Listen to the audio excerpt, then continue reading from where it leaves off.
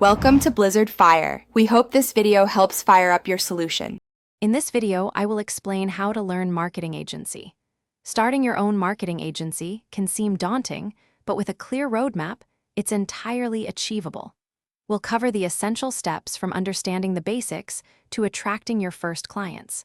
Focus on building a strong foundation in marketing principles and business acumen. This will set you up for long-term success and help you navigate the competitive landscape effectively. To truly excel, you'll need to master a range of essential skills and tools.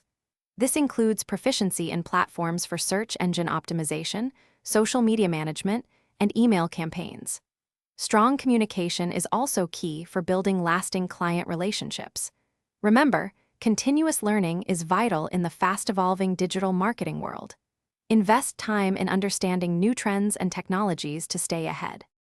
Hey everyone, if you're finding this video helpful, please take a moment to subscribe and hit that like button. Your support helps us create more valuable content.